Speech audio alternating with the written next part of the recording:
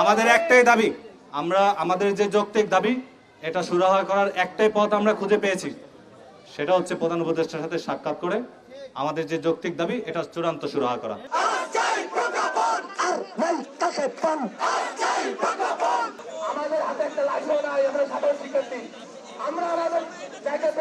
আমাদেরকে তারা চারজন প্রতিনিধি টিমকে, মানে আমাদের চারজন সমন্বয়কে তারা কিন্তু ভিতরে নিয়ে গেছিল। তারা একটা প্রস্তাব দিয়েছিল, যে এরকম প্রস্তাবটা ছিল যে বর্তমান যে নিরসন কর্ম কমিশন গঠিত হয়েছে তার সঙ্গে আমাদেরকে একটা সাক্ষাতের ব্যবস্থা করে দিবে।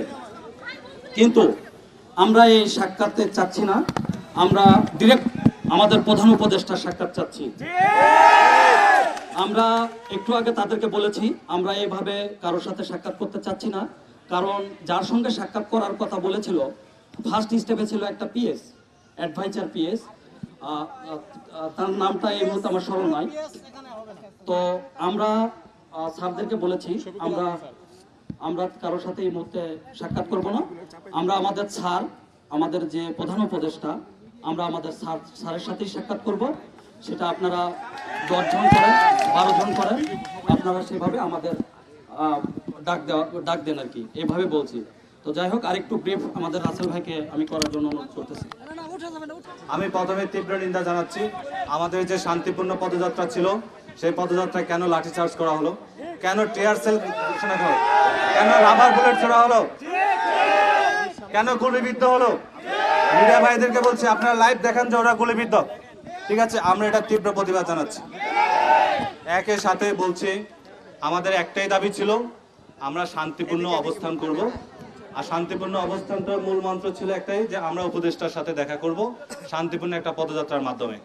আমাদের একটাই দাবি, আমরা আমাদের যে যৌক্তিক দাবি এটা সুরাহা করার একটাই পথ আমরা খুঁজে পেয়েছি, সেটা হচ্ছে প্রধান উপদেষ্টার সাথে সাক্ষাৎ করে আমাদের যে যৌক্তিক দাবি এটা চূড়ান্ত সুরাহা করা।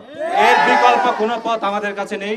আমরা কোনো পিএস, আমরা সম্মান করছি রাষ্ট্রের দায়িত্বশীল যারা আছেন সবাইকে, আমরা এতটুকু জানি কোনো পিএস এর সাথে দেখা করে আমাদের দাবি বাস্তবায়ন হবে না।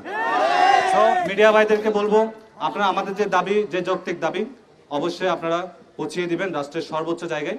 আমাদের বর্তমান অন্তর্বর্তীকালীন সরকারের প্রধান উপদেষ্টা ডক্টর ইউনূস স্যার, আমরা ওনার সাথে সাক্ষাৎ করতে চাই। উনি যদি বলেন দাবি যৌক্তিক, আমরা অবশ্যই এখান থেকে খুব দ্রুতই চলে যাব, আমাদের কোনো দাবি থাকবে না। তো আমরা চাই, আমরা শুধুমাত্র একটা লিখিত ডকুমেন্ট চাই যে আমাদের দাবি যৌক্তিক এবং এটা খুব শীঘ্রই বাস্তবায়ন করা হবে।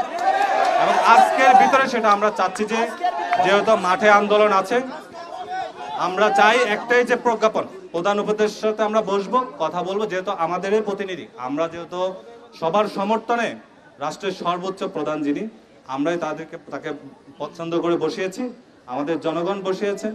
আমাদের যে দাবি সেই দাবির পক্ষে তিনি অবশ্যই একমত হবেন এবং আমাদেরকে একটা চূড়ান্ত সিদ্ধান্ত জানিয়ে দেবেন। আমরা সেই চূড়ান্ত দাবির অপেক্ষায় আমরা এখানে শান্তিপূর্ণ অবস্থান করব। যতক্ষণ পর্যন্ত উপদেষ্টা আমাদেরকে চূড়ান্ত সুরাহা না করে দিবেন আমরা এখান থেকে যাব না।